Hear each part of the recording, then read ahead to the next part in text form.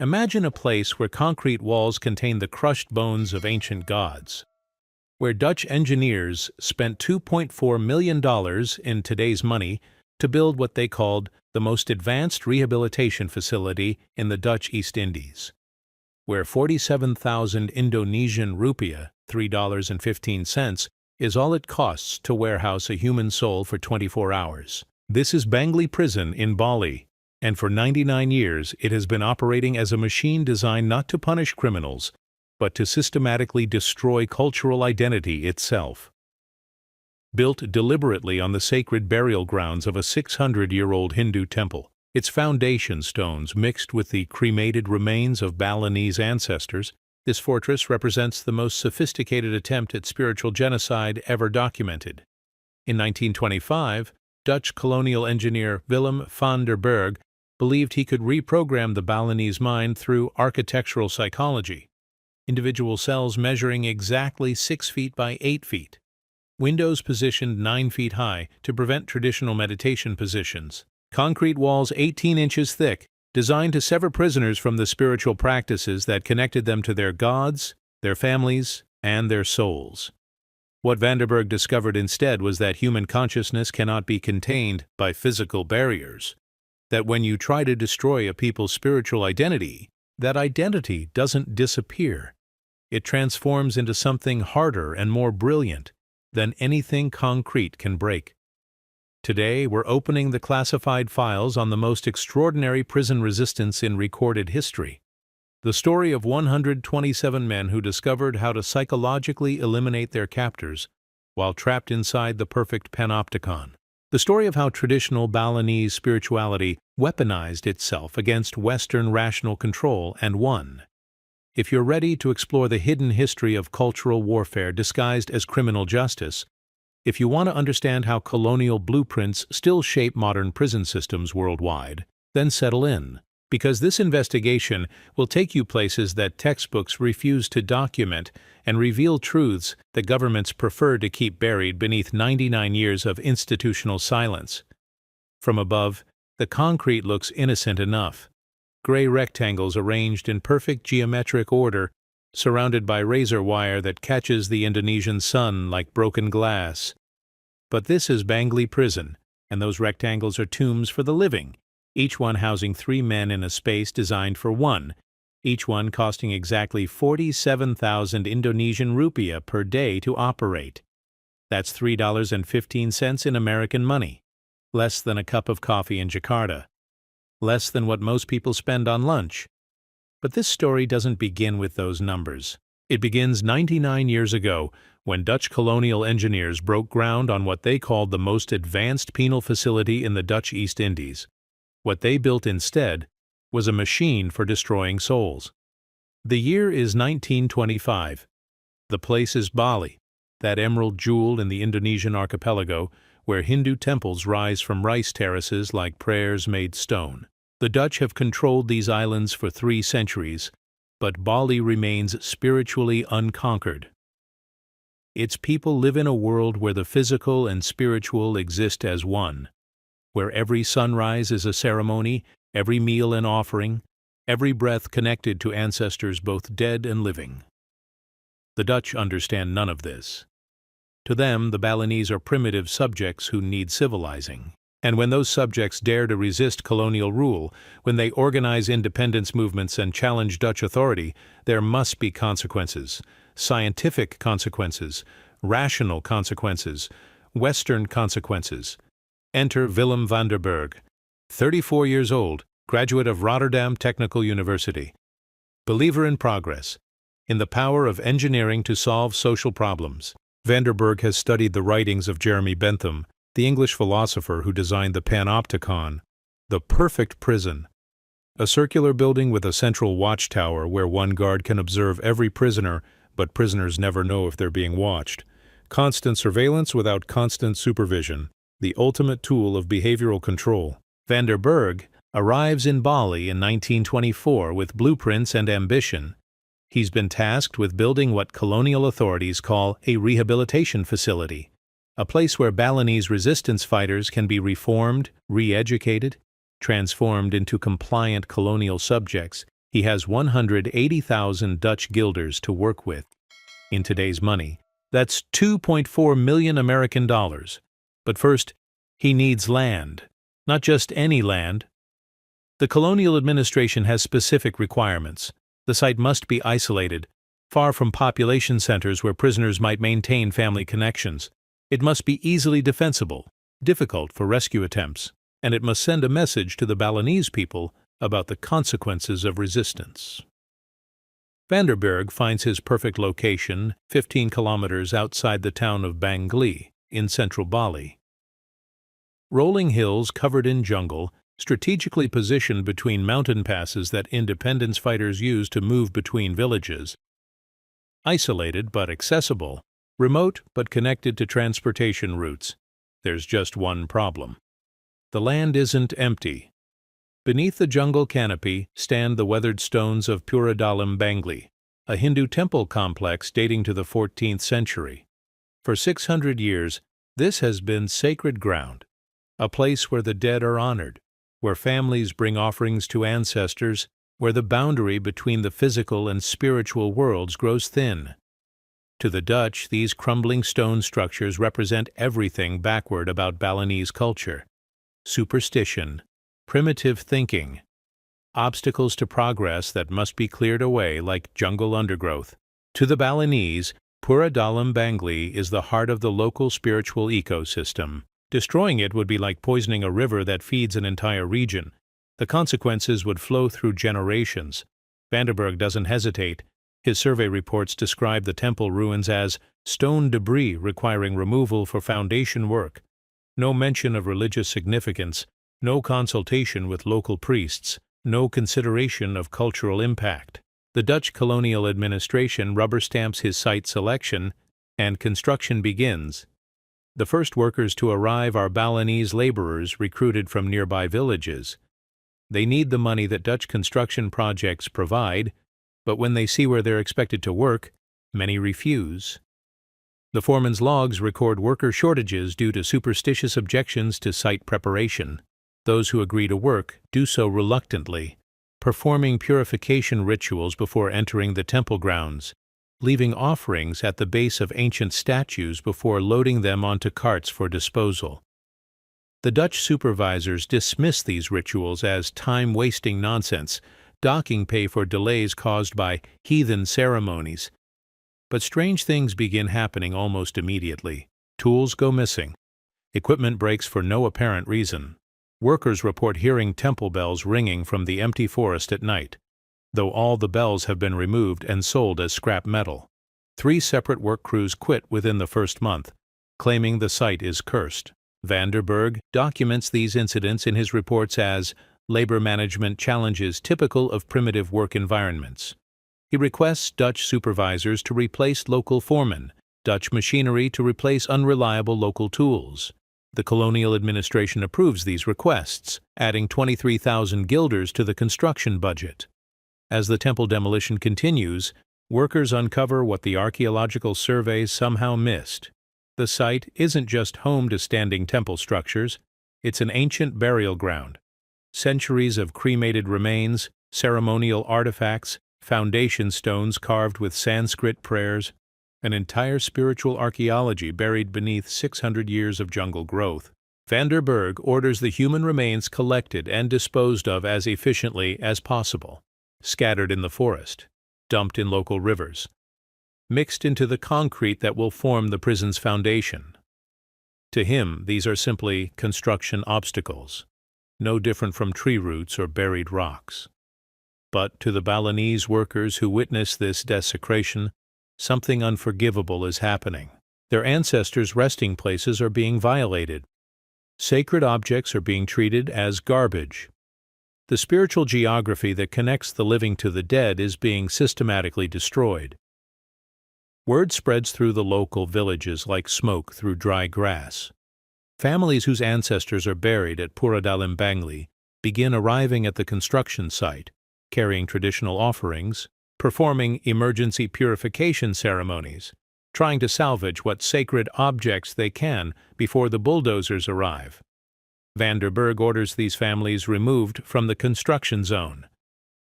His site security reports describe them as trespassers interfering with authorized colonial development projects. When they refuse to leave, he calls in Dutch colonial police to clear them by force.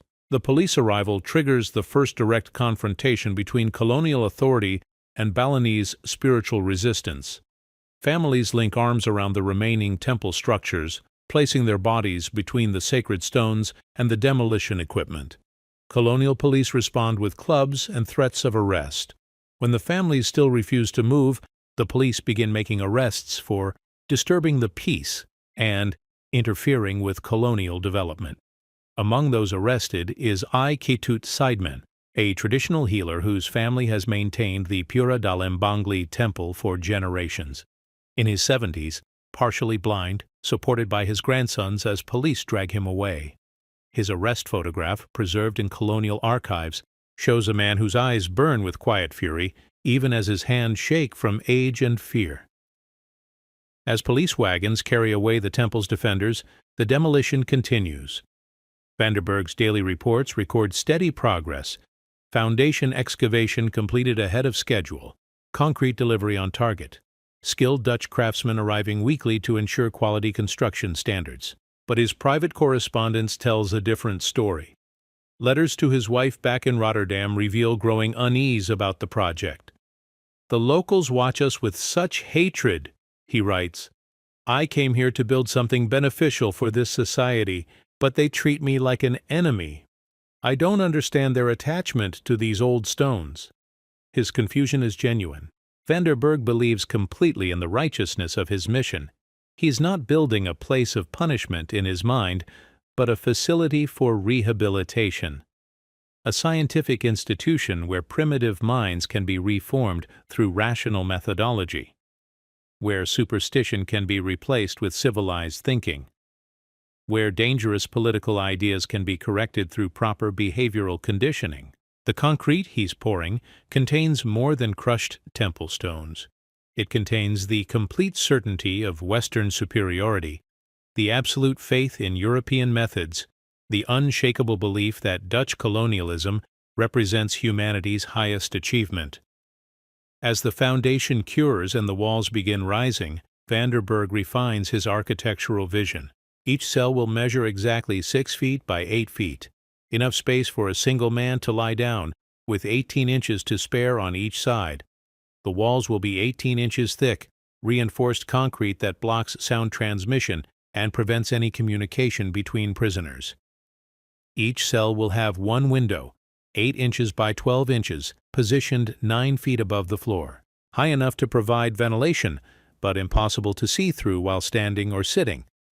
This window placement isn't accidental. Vanderberg has studied Balinese meditation practices, and he knows that traditional Hindu prayer involves specific body positions and orientations. Lotus position facing east to catch the sunrise. Standing meditation with arms raised toward the morning star. These practices require space and visual connection to the horizon. The cells are designed to prevent both.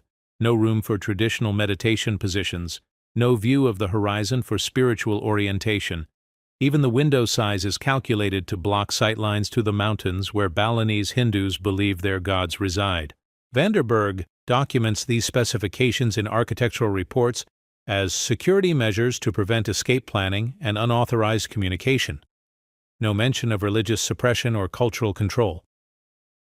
The violence is built into the blueprints, disguised as technical requirements. As construction progresses through 1924 and into 25, the scale of the project becomes clear. This isn't just a prison. It's a complete institutional complex designed for total human control. Guard barracks with modern amenities, administrative offices with Dutch colonial furnishings, a medical facility staffed by Dutch doctors trained in European methods, a kitchen designed to prepare Western-style meals, a chapel for Christian services. Everything necessary to create a completely isolated Dutch colonial environment within Balinese territory. The budget breakdown, preserved in colonial financial records, reveals the project's true priorities. 60% of the funds go to guard facilities and administrative buildings. Dutch personnel quarters receive heated bathrooms, private dining facilities, recreational areas, and monthly supply shipments from Java. The total cost for prisoner housing represents only 23% of the budget. The remaining 17% disappears into colonial administrative fees, a bureaucratic black hole that enriches Dutch officials without leaving paper trails. Vanderburg's personal quarters alone cost 12,000 guilders to construct and furnish. That's more than the average Balinese farmer earns in a decade, more than the total budget for prisoner sanitation systems. His private bathroom has imported Dutch tilework and hot running water, while the planned prisoner washing facilities consist of a single concrete trough fed by a hand-pumped well. These numbers aren't accidents or oversights. They reflect the fundamental logic of colonial control. Dutch comfort and Balinese suffering exist in direct proportion to each other. The more luxurious the colonial facilities, the more degraded the native conditions. Maximum European advantage requires maximum indigenous disadvantage. As 1925 progresses, the institutional infrastructure takes shape. The central panopticon tower rises like a concrete lighthouse, its mirrored observation room designed to oversee 200 individual cells arranged in 4 radiating wings. Each wing can be sealed off independently for security purposes. Each cell can be monitored continuously without prisoners knowing whether they're being watched. The tower's mirror system represents the project's cutting-edge technology. Imported at enormous expense from precision optical manufacturers in Amsterdam, these mirrors allow one guard to observe every prisoner simultaneously through a complex arrangement of angles and reflections. Vanderburg's technical specifications describe this as revolutionary surveillance efficiency that will maximize security while minimizing personnel costs. But when the mirrors are installed and tested, strange problems emerge. Guards report optical anomalies that make observation difficult, reflections that don't match prisoner positions, shadows moving in empty cells, distortions that make it impossible to determine whether prisoners are asleep, awake, or positioned in ways that shouldn't be possible given the cell dimensions. Vanderburg dismisses these reports as adjustment difficulties with sophisticated equipment. He requests additional training for Dutch guards and replacement mirrors for units showing manufacturing defects. But the problems persist and grow worse as installation nears completion. Meanwhile, construction of the cell blocks themselves proceeds according to the precise specifications Vanderburg has developed through months of planning. Each cell requires exactly 14 cubic yards of reinforced concrete. Each door weighs 400 pounds and hangs on imported steel hinges designed to last decades without maintenance. Each lock is manufactured to Dutch precision standards and requires keys that can only be duplicated in Amsterdam. The cells are built to be permanent. No possibility of escape through structural weakness. No chance of communication through sound transmission. No opportunity for prisoners to modify their environment in any way.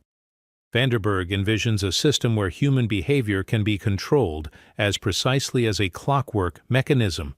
As the completion date approaches, Vanderburg begins receiving his first shipment of subjects for the experiment. 47 Balinese men captured during independence activities across the island. Political prisoners, in Dutch terminology. Terrorist insurgents, in colonial security reports. Heroes of the resistance, in Balinese village stories. Their arrival presents the first test of Vanderburg's systematic approach to human transformation.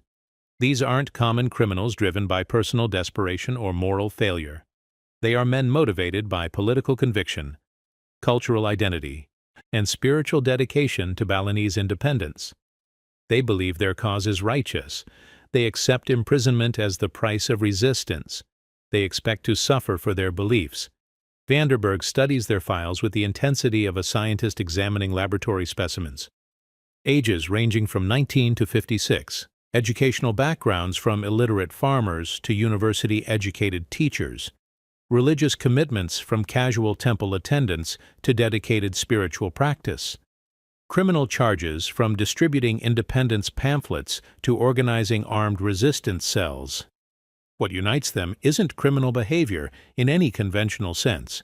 What unites them is cultural identity that refuses to submit to colonial control.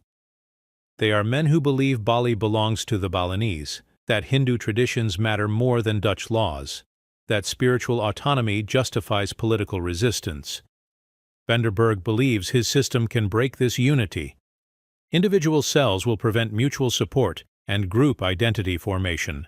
Regulated schedules will replace traditional cultural rhythms. Controlled diet will eliminate ceremonial foods and religious observances. Forced labor will redirect energy from political thinking toward practical tasks. Complete separation from families and temples will gradually erode spiritual connections and cultural memory. In his final report before prisoner arrival, Van der Burg writes to colonial headquarters with scientific confidence. These subjects represent ideas made flesh, anti-colonial ideology incarnated in human form. Our task is systematic deprogramming through environmental control. We will not simply punish these men. We will remake them into proper colonial subjects. On March 15, 1925, exactly 1 year after construction began, Bangli prison officially opens for operation. The ceremony is attended by Dutch colonial officials, visiting dignitaries from Jakarta, and local administrative personnel. Van der Burg stands proudly beside his completed panopticon tower, describing the facility's innovative features to assembled guests. Outside the prison gates, 200 Balinese families perform traditional mourning ceremonies for the men about to enter Van der Burg's machine. They burn offerings for ancestors they may never see again.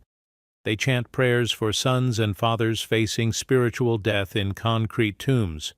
They weep for the peace of their community that is about to be surgically removed. The first prisoner through the gates is I, Gusti Ketut Puja, a 32-year-old independence leader whose political activities earned him a 20-year sentence for sedition against colonial authority. His intake photograph shows a man whose eyes burn with unextinguished fire, whose bearing suggests unbroken spiritual strength despite the chains around his ankles. As Puja disappears into cell block A, the machine begins its work. Dawn wake-up calls at 4:30 sharp. Rice and water meals at precise intervals. Forced labor assignments designed to exhaust political thinking. Evening lockdown at 9 o'clock with lights extinguished immediately. Every moment controlled, every activity regulated, every human impulse channeled toward colonial compliance. Van der Burg monitors the early results with scientific precision. Weight loss measurements, behavioral observation notes, compliance statistics tracked in detailed spreadsheets. He expects rapid progress as traditional support systems collapse and environmental conditioning takes effect.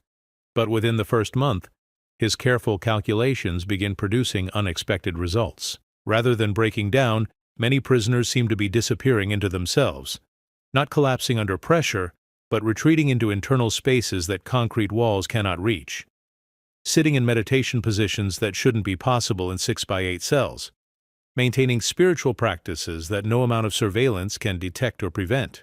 From the guard towers, Dutch personnel report strange observations that don't fit any Western framework for understanding prisoner behavior. Men who seem to be communicating without speaking, coordinated movements that suggest impossible organization, behaviors that follow patterns no European guard can decode or predict. As March turns to April and April slides toward May, Van der Burg realizes that his perfect machine may be encountering resistance it was never designed to overcome. Not criminal resistance, which can be broken with sufficient force, but spiritual resistance that seems to grow stronger under pressure. In his private journals, he begins recording observations that challenge everything he believed about human behavioral control. These subjects do not respond to environmental modification as theory predicts. They seem to possess internal resources that remain inaccessible to external influence. I am beginning to suspect that my engineering education may have been inadequate preparation for this particular problem.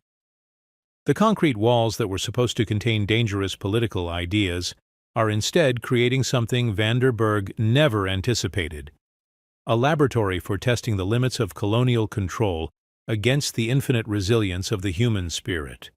And somewhere in cell 47, where the sound of breathing mingles with whispered prayers in a language Dutch guards cannot understand, The real experiment is just beginning. The concrete amplifies everything. Every footstep becomes thunder. Every whispered word turns into an echo that bounces off 18-inch walls like a ricocheting bullet. The Dutch engineers designed these acoustics deliberately. Sound as a weapon, silence as punishment. The human voice transformed into an instrument of torture. But they miscalculated something fundamental about the physics of desperation. In cell block A, where I Gusti Ketut Puja sits in impossible meditation, the prisoners have discovered that concrete doesn't just amplify sound, it transmits vibration. A fingernail tapped against the floor in a specific rhythm can travel through the foundation stones that once belonged to Pura Dalam Bangli temple, through the crushed sacred statuary mixed into the prison's concrete, through the very bones of their ancestors that Vanderberg ground up and poured into his perfect panopticon. The messages they send aren't words, they're rhythms, patterns based on traditional Balinese gamelan percussion that every man learned as a child. Complex polyrhythmic conversations that sound like random noise to Dutch ears, but carry detailed information between cells. News from the outside. Coordination for resistance. Prayers for the dead. Guard Heinrich Müller documents these sounds in his daily reports as unexplained acoustic disturbances requiring investigation. He measures decibel levels, records frequency patterns, maps sound transmission through the cell blocks. His scientific approach to the problem reveals the mathematical precision of prisoner communication, but provides no method for stopping it. The gamelan code operates on principles no Western music theory can decode: time signatures that change mid-rhythm, melodic patterns that layer meaning through harmonic relationships, information density that compresses entire conversations into percussion sequences lasting seconds. The Dutch guards hear noise. The Balinese prisoners hear newspapers, family letters, resistance coordination, and religious ceremonies conducted in pure sound. Vanderberg reviews Müller's acoustic reports with growing frustration. His panopticon was designed for visual surveillance, but the prisoners have created an invisible communication network that operates through touch and vibration. They've turned his concrete prison into a musical instrument. As spring progresses into summer, the daily routine of systematic dehumanization continues according to schedule. Wake-up call at 4:30, delivered by guards banging metal clubs against cell bars. The sound designed to shatter sleep and prevent dream-based spiritual travel that traditional Balinese believe connects the soul to the gods. Breakfast at 5:15. 450 grams of white rice, 2 liters of water, delivered through slot openings sized to prevent human contact. The rice is deliberately overprocessed to remove nutritional value, part of Vanderberg's plan to weaken physical resistance through careful malnutrition. No vegetables, no protein, no ceremonial foods that might maintain cultural connections to traditional Balinese feast days. The prisoners adapt by creating elaborate food-sharing networks that Dutch guards cannot comprehend. Complex rationing systems based on traditional Balinese communal ethics. Prisoners with stronger constitutions donate portions to weaker cellmates. Older men sacrifice calories to younger fighters. Religious leaders receive extra portions to maintain their spiritual strength for conducting forbidden ceremonies. These sharing networks operate through the acoustic communication system and create resource distribution patterns that maximize group survival rather than individual advantage. Dutch observers document decreased individual food consumption, but cannot understand why prisoner mortality rates remain lower than their medical predictions suggest. Morning labor assignment begins at 6 o'clock. Prisoners are divided into work details designed to prevent group formation and political discussion.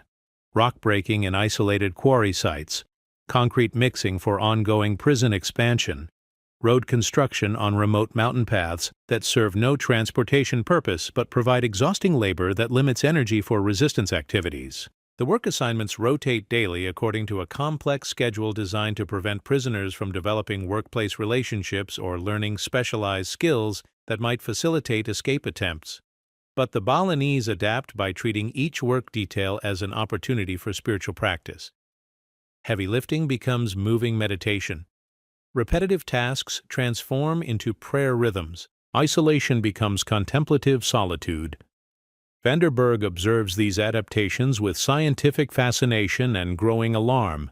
His system was designed to break political resistance through environmental control, but the prisoners are using environmental limitations as spiritual challenges that strengthen rather than weaken their resolve. Lunch arrives at 12:30.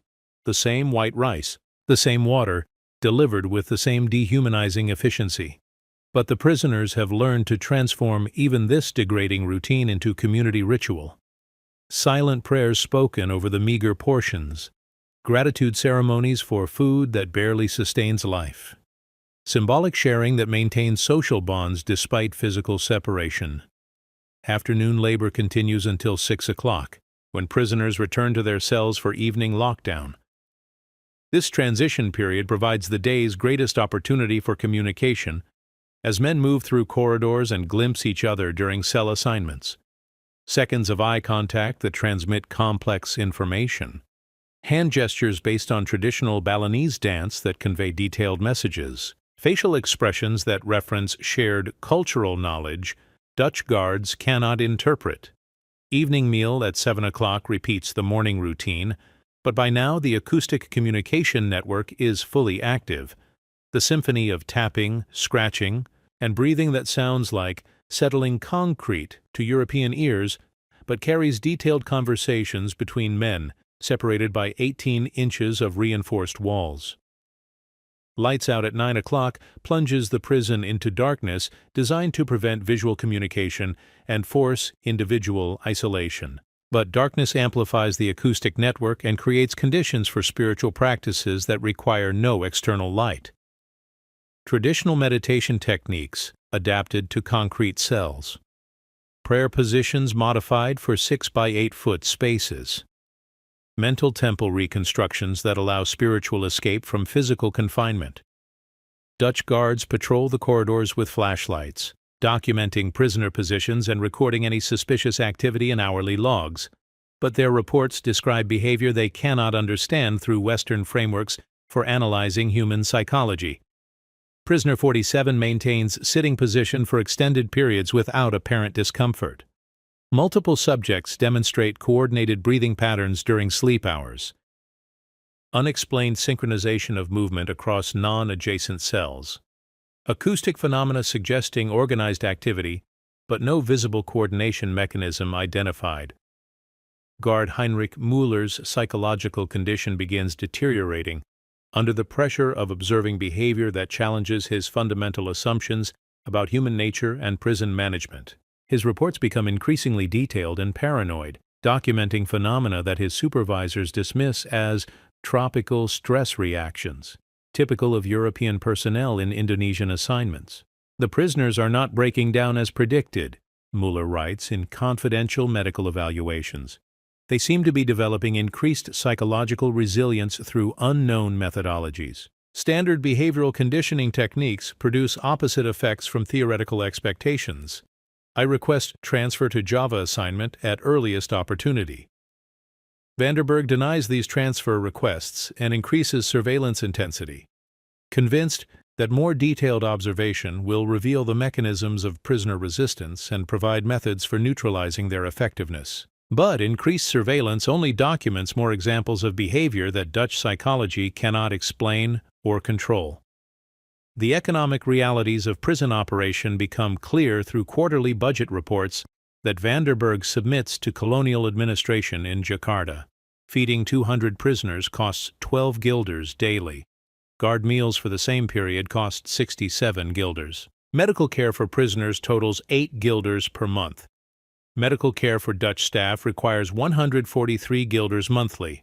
These numbers reveal the systematic devaluation of Balinese life built into every aspect of prison operation. Dutch personnel receive medical care, recreational facilities, regular home leave, and imported food supplies.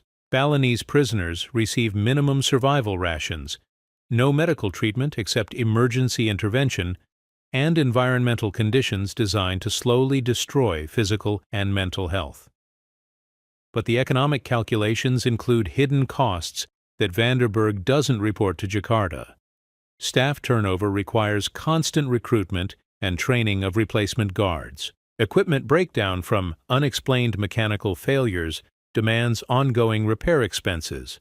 Security upgrades to address sophisticated prisoner communication systems consume budget allocations intended for routine maintenance. The prisoners are fighting back through methods that don't appear in any military manual or political resistance guide. They're using spiritual techniques to transform Vanderburg's machine of oppression into a laboratory for testing the limits of human resilience. Every day they survive intact is a small victory against colonial psychological warfare. But survival carries profound costs that Dutch medical science cannot measure or understand. Weight loss proceeds according to Vanderburg's calculations, but prisoners maintain muscle mass and cognitive function through unknown physiological adaptations. Psychological profiles show stress indicators within normal ranges despite environmental conditions designed to cause mental breakdown. Traditional Balinese medicine operates on principles that Western doctors dismiss as superstition, but which provide practical health maintenance techniques adapted to extreme environmental stress. Breathing exercises that maximize oxygen efficiency from minimal nutrition. Meditation practices that reduce metabolic demands and preserve energy for essential functions. Mental disciplines that maintain psychological equilibrium despite systematic dehumanization. Dr. Franz Decker, the prison's Dutch medical officer, documents health outcomes that contradict his European medical training. Prisoners showing physical resilience despite inadequate nutrition. Mental stability despite systematic psychological pressure. Group coordination despite individual isolation. Medical phenomena that his training provides no framework for understanding or treating. These subjects demonstrate physiological adaptations that exceed normal human parameters, Decker writes in confidential medical reports. They maintain body functions under environmental stress that should produce systemic breakdown within weeks. I recommend immediate consultation with tropical medicine specialists familiar with indigenous populations. Vanderburg rejects these recommendations as unnecessary expenses and continues implementing his systematic approach to psychological conditioning. But by August 1925, 6 months after prison opening, his detailed behavioral modification protocols are producing results opposite to theoretical predictions. Instead of breaking down traditional cultural identity, isolation seems to be concentrating and purifying Balinese spiritual practice. Instead of eliminating group cohesion, environmental pressure is creating stronger community bonds through shared resistance. Instead of destroying political commitment, systematic oppression is transforming independence fighters into spiritual warriors whose dedication transcends normal human limitations. The prison's mirror surveillance system continues producing optical anomalies that guards document but cannot explain. Reflections showing prisoner positions that don't match physical observations. Shadows moving in cells that appear empty. Visual distortions that make it impossible to determine whether surveillance is recording actual events or producing artificially generated images. Guard reports describe these phenomena as equipment malfunctions, but replacement mirrors from Amsterdam produce identical problems. The optical system designed to provide total visual control is instead creating visual confusion that makes effective surveillance impossible. Vanderburg requests technical consultation from Dutch optical engineers, but their examination of the mirror system reveals no mechanical defects or installation errors. The equipment operates according to specifications, but produces observational data that contradicts physical reality. The surveillance apparatus functions correctly from engineering perspective, the technical report concludes. However, environmental factors specific to this installation location appear to be interfering with optical accuracy. We recommend alternative surveillance methodologies less dependent on precision optics. But alternative methodologies prove equally ineffective against resistance techniques that operate outside Western frameworks for understanding human behavior and social organization. The prisoners have discovered methods for maintaining community, spiritual practice, and political commitment that Vanderburg's systematic approach cannot identify, analyze, or neutralize. As summer progresses toward autumn, The first major medical crisis emerges when prisoner Ketut Lear begins a hunger strike that challenges everything Dr. Decker understands about human physiology and death. Lear stops eating entirely, but maintains consciousness and cognitive function for periods that should result in system shutdown and death. Decker's medical examinations reveal vital signs that remain stable despite complete food refusal. Blood pressure, heart rate, and brain function showing no indication of starvation stress. Physical coordination and mental clarity maintained at levels that contradict every medical textbook Decker studied in Amsterdam.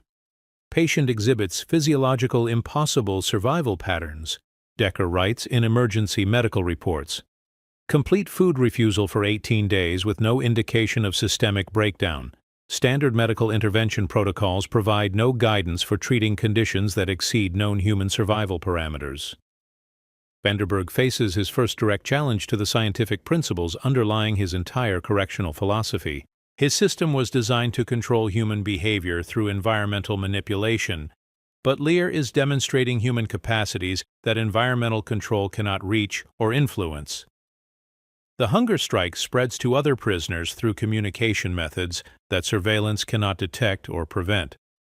27 men simultaneously stop eating, not as group protest with political demands, but as individual spiritual practice that collectively challenges the prison's fundamental assumptions about human control and behavioral modification. Dutch guards attempt standard riot suppression techniques against prisoners who offer no violence to suppress. Medical intervention fails because patients demonstrate no medical distress requiring treatment. Negotiation proves impossible because hunger strikers make no demands and request no changes to prison conditions. Vanderburg realizes his perfect machine is encountering resistance that operates outside all Western categories for understanding human motivation and behavior. His prisoners are not just refusing to break down under systematic pressure. They are using systematic pressure as spiritual discipline that strengthens rather than weakens their resistance to colonial control. In his private correspondence to Jakarta, Vanderburg begins requesting guidance for situations not covered in any prison management manual or colonial administration guidebook. Subjects demonstrate organized resistance through methodologies not documented in Western literature. Request immediate consultation with specialists experienced in indigenous psychology and traditional behavioral patterns. But no such specialists exist within the Dutch colonial system, because Dutch colonialism operates on the assumption that Western methods represent universal human truth and indigenous knowledge represents primitive superstition requiring elimination rather than understanding. As the hunger strike enters its fourth week, with prisoners maintaining impossible survival patterns that challenge every assumption underlying Vanderburg's scientific approach to human control, the machine he built to break Balinese resistance begins breaking down itself. The concrete walls designed to contain dangerous political ideas are instead creating a laboratory where traditional Balinese spirituality is being refined and concentrated under extreme pressure. Like carbon transformed into diamond through geological forces, the spiritual identity that Vanderburg sought to destroy is being compressed into something harder and more brilliant than anything colonial oppression can shatter. And in cell 47, where Ketut Lear sits in meditation that sustains life without food, the sound of breathing has become a prayer that echoes through the foundation stones of a destroyed temple, carrying messages between the living and the dead that no amount of concrete can silence. The silence breaks on a Tuesday morning in October 1925. Not with violence, but with something far more terrifying to colonial authority: the complete withdrawal of recognition. 127 prisoners simultaneously stop acknowledging Dutch existence. They don't riot. They don't protest. They don't make demands.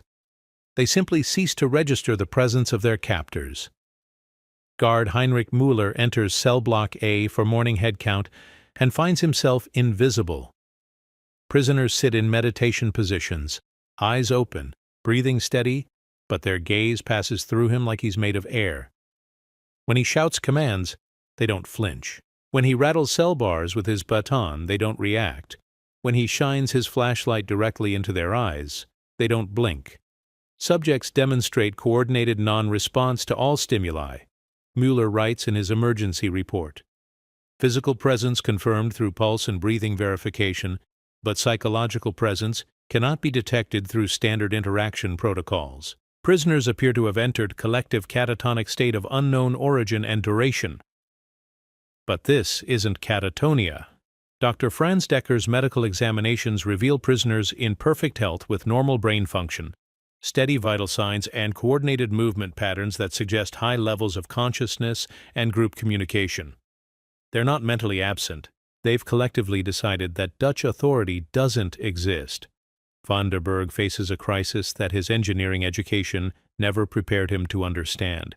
His panopticon was designed to control prisoners through constant observation, but observation becomes meaningless when prisoners refuse to acknowledge being observed.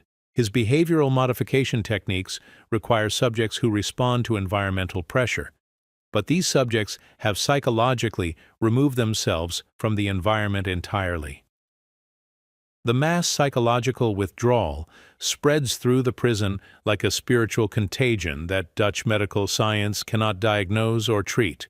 Prisoners continue following basic routines, eating when food is delivered, moving when work assignments require physical presence, maintaining hygiene through automatic behaviors, but they do so without any acknowledgement of guards, orders, or colonial authority.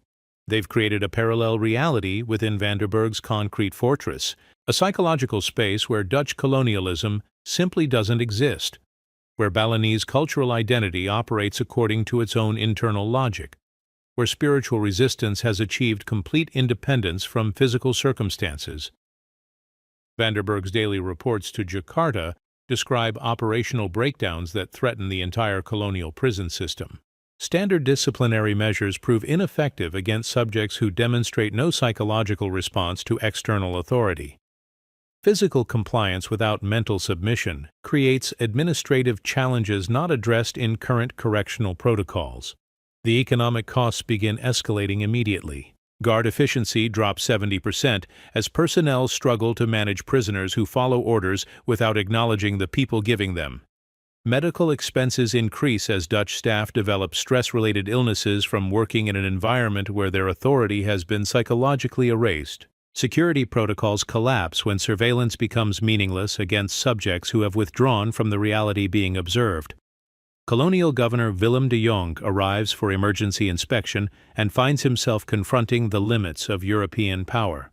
His attempts to address prisoners directly meet with the same invisible treatment that guards receive. His authority, backed by military force and legal framework, becomes irrelevant when subjects refuse to grant it psychological recognition. The natives have discovered a form of resistance not documented in any military or political analysis. De Jonge cables to Amsterdam. They have withdrawn their consent to be governed while maintaining physical compliance with institutional requirements. This represents unprecedented challenge to colonial authority that may require fundamental revision of control methodologies. But fundamental revision would require acknowledging that Balinese spiritual techniques possess validity and effectiveness that Dutch rational methodology cannot comprehend or counter. Colonial ideology cannot make such acknowledgments without undermining its entire justification for cultural domination. Instead, colonial authorities attempt escalating applications of force against resistance that force cannot reach.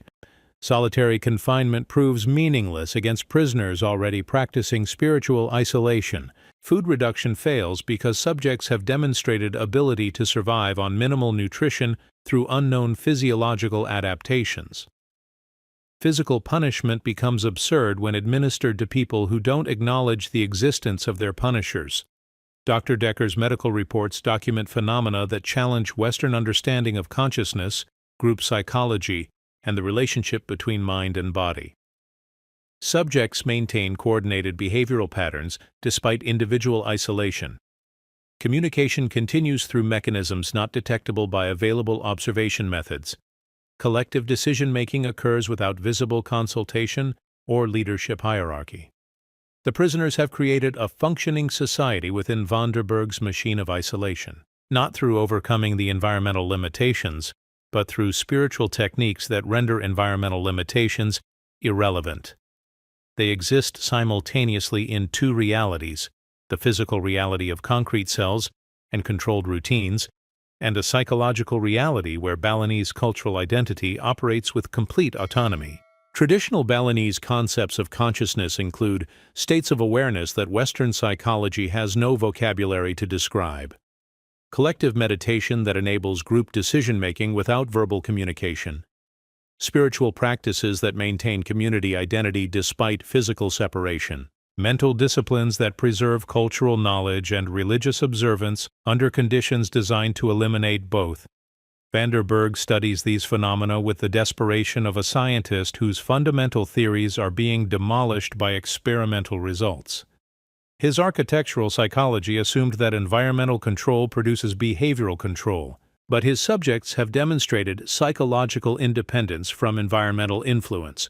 The physical containment remains effective, he writes in classified analysis reports, but psychological containment has been comprehensively breached through indigenous methodologies not anticipated in original design specifications. Subjects have achieved mental escape while maintaining physical presence, negating primary objectives of correctional intervention. The crisis deepens when Dutch guards begin reporting their own psychological symptoms after weeks of working in an environment where their existence is systematically denied. Anxiety, depression, and paranoid delusions develop among personnel who face daily proof that their authority and identity can be psychologically erased by subjects they were trained to dominate. Guard Heinrich Muller suffers complete nervous breakdown and requires emergency evacuation to Jakarta for psychiatric treatment. His replacement, Sergeant Willem Croosen, lasts 3 weeks before requesting transfer due to supernatural harassment by native spiritual techniques. Dr. Decker finds himself treating more Dutch personnel than Balinese prisoners, as colonial staff develop stress-related illnesses from prolonged exposure to systematic psychological dismissal. European personnel demonstrate decreased job performance and increased medical requirements when working with subjects who refuse recognition of colonial authority. His confidential medical reports conclude. The irony becomes inescapable. Vanderberg's scientific prison designed to break Balinese psychological resistance is instead breaking Dutch psychological stability. The systematic dehumanization intended to destroy indigenous identity is being reversed and applied against colonial oppressors through spiritual techniques that turn the machinery of oppression against itself. As October progresses toward November, the colonial administration faces unprecedented crisis management challenges. Standard riot suppression requires violence to suppress, but mass psychological withdrawal offers no targets for violent intervention. Political negotiation requires parties willing to acknowledge each other's existence, but one party has psychologically eliminated the other from reality. Emergency consultations with colonial psychologists, military advisors, and administrative specialists produce no solutions because the problem operates outside all Western frameworks for understanding human behavior and social control. The experts recommend force, but force proves meaningless. They suggest negotiation, but negotiation requires mutual recognition that prisoners have withdrawn. They propose environmental modifications, but environmental control has been psychologically transcended. Vanderberg realizes his perfect machine has encountered its fundamental limitation: human consciousness that refuses to be contained by physical circumstances. His panopticon can observe bodies, but cannot observe souls that have withdrawn into spiritual spaces that concrete cannot reach. In desperation, colonial authorities consider options that would require acknowledging the effectiveness of indigenous knowledge they spent centuries trying to eliminate. Secret consultations with traditional Balinese spiritual leaders. Negotiations through intermediaries who understand both colonial law and traditional Hindu philosophy. Recognition of prisoner demands that haven't been articulated because they operate beyond colonial categories for understanding political resistance. The breakthrough comes from an unexpected source: Ketut Sidemen, the 70-year-old traditional healer arrested during the temple demolition protests, still imprisoned for interfering with colonial development. Indonesia, unlike the political prisoners practicing mass psychological withdrawal, Seidman maintains normal interaction with guards while demonstrating obvious spiritual authority over other inmates. Vanderberg approaches Seidman through Dr. Decker, using medical consultation as pretext for communication with the one prisoner who might explain phenomena that Dutch science cannot comprehend.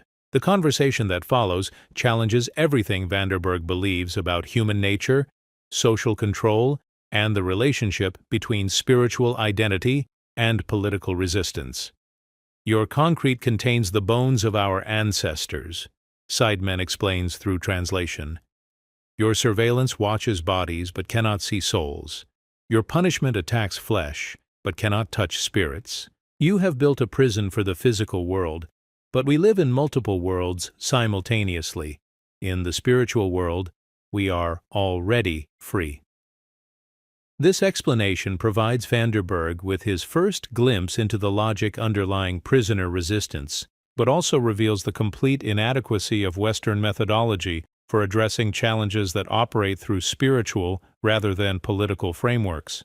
His engineering cannot build walls around consciousness that exists in dimensions his blueprints cannot map. Seidman's proposal for ending the crisis requires colonial authorities to make concessions that acknowledge the validity of traditional Balinese spiritual practices, regular temple visits for religious observances, family ceremonies for major Hindu holidays, traditional healing treatments for medical conditions, and shrine space within the prison for daily prayer and meditation. These demands seem modest from administrative perspective, but represent fundamental challenges to colonial authority. Acknowledging prisoners' spiritual needs implies recognition of indigenous knowledge systems that colonialism seeks to eliminate. Allowing traditional religious practices creates legal precedents for cultural autonomy that could undermine Dutch control throughout the archipelago. Vanderberg finds himself trapped between professional obligation and practical necessity. His orders require maintaining complete control over prisoner behavior, but complete control has proven impossible against resistance that operates through spiritual dimensions beyond physical manipulation. The negotiations continue through November as mass psychological withdrawal maintains perfect discipline among prisoners, who have demonstrated their ability to psychologically eliminate Dutch authority while maintaining physical compliance with institutional requirements. The standoff has revealed the limits of colonial power and the effectiveness of indigenous resistance techniques that operate outside Western frameworks for understanding human behavior. And in Cell 47, where the sound of collective breathing has become a meditation that sustains community consciousness across concrete barriers, the prisoners wait with infinite patience for their captors to acknowledge realities that Western science cannot measure but cannot deny. That human souls cannot be imprisoned by machines designed only to contain bodies. The concrete walls stand unchanged, but the balance of power within them has shifted toward forces that engineering cannot calculate and control cannot contain.